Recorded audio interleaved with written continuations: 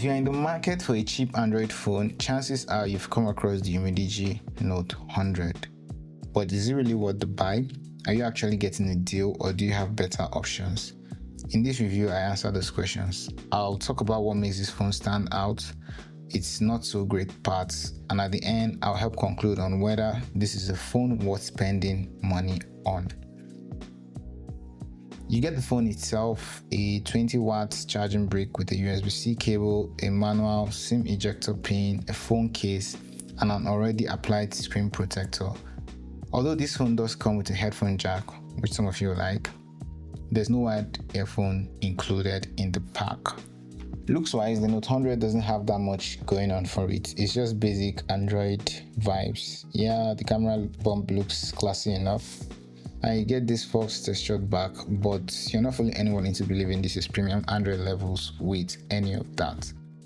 The relatively thick bezels, especially the lower bezel, which looks like a chin more than anything else, makes certain of that. Build quality is a bit better, even though this is all plastic all through. They did a good job of making the plastic build feel a little bit solid. Phone in hand and you'll be tempted to think this is more premium than it really is if you don't look and feel closely enough. Case in point is the false texture back I spoke about earlier. It's so well executed that from a distance you might think it's a brushed metal finish. The only thing I would say is I fear this will pick up scratches over time. It's already a massive fingerprint magnet as it is. One other good thing with the plastic build is this feels pleasantly light in hand for a phone with these dimensions. It weighs just 193.2 grams. To put that in perspective, my Apple iPhone 15 Pro weighs 232 grams or thereabouts, despite being a smaller phone in hand. The power button and volume keys are appropriately placed and they feel good to click. Umidigi does a nice job of adding an extra express button on the side, but more on that later. On paper, this is a 6.8-inch HD screen with a pixel density of about 258 ppi. Solid specs for budget Android, and if you add the fact that you're getting up to 120Hz screen refresh rates, it almost seems like a steal. And I would say it's a steal all things considered. I just have one small reservation: the grayness of white on this phone screen. For some reason, white on the Note 100 appears with a tinge of grey or blue. It's not so much of an inconvenience, but when you're used to stellar displays of phones like the Pixel or an iPhone, it does stand out. There's a setting to adjust the overall color tone of the display in display settings, but I never really got what I wanted even after toying with that for a while. All the issue with the color of the tone can be explained away by saying this is an IPS screen, not an AMOLED. But for what it's worth, I've seen implementations of IPS panels without this issue. Heck, the cheaper Umidigi G9X doesn't have this problem. Anyways, keep that aside and you can call the display on the Note 100 very good. I especially love how smooth it felt while gaming. I'm guessing that's down to the 120Hz refresh rate. And even on daily routine usage, it looked and felt very sharp and responsive. You will love scrolling through social media, watching videos, and pretty much every other routine stuff on this phone. Budget Android is not supposed to do too much heavy lifting, but I found that the Note 100 holds its own quite well when it comes to handling smartphone heavy tasks. This ran pretty much all the games I tried at it without breaking a sweat, and the list includes heavyweights like Call of Duty. Safe to say you're not going to have any issues running your favorite daily apps. TikTok works flawlessly, scrolling through the menus was fast and smooth, calling, texting, browsing, all that stuff felt sublime on this phone. That's thanks to the Unisoc T615 chip, paired to 8GB of RAM and 256GB of onboard storage.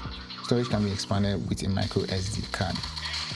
I got this with Android 14 loaded, and we are currently on Android 16, at least on my Pixel, and I don't think you're getting updates from Umidigi.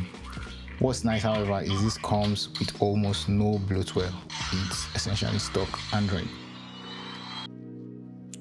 As it is with most budget Android phones, pictures and videos are usually great if you shoot in well-lit settings.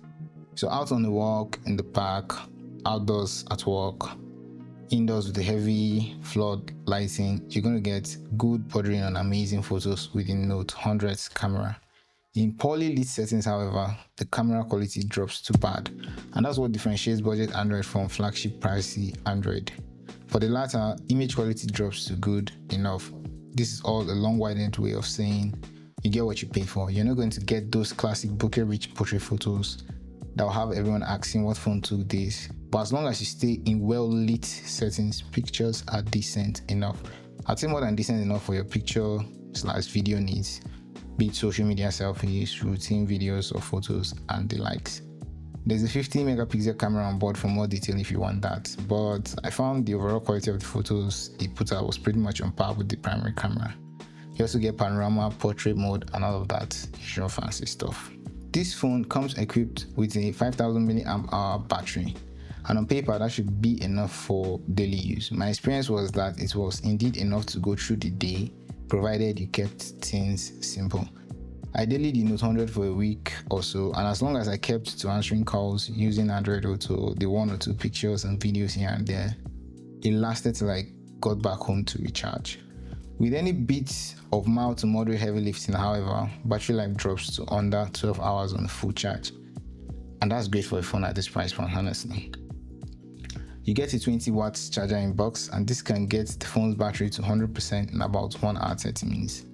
Can't seem to find any info anywhere as to whether this actually supports fast charging, but when I plugged in my 40 watts charger, charging time dropped to under an hour.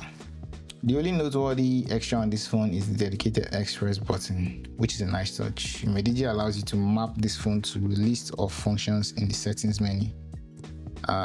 Gotta say, I miss the days when they shipped their phones with gimmicky stuff like the contactless thermometers. Maybe I should add that this comes with facial recognition in addition to the power button mounted fingerprint sensor. Both the fingerprint sensor and facial recognition work very well, and that's a plus for this smartphone, as many times on budget Android you get finicky implementations of both those two technologies.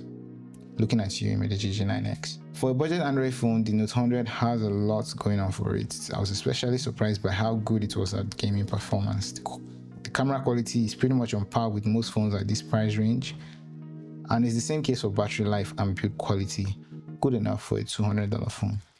If you love vibrant displays and punching colors like me, you might be a little bit disappointed with the Note 100, but if you don't mind that, then yeah, it's a solid buy.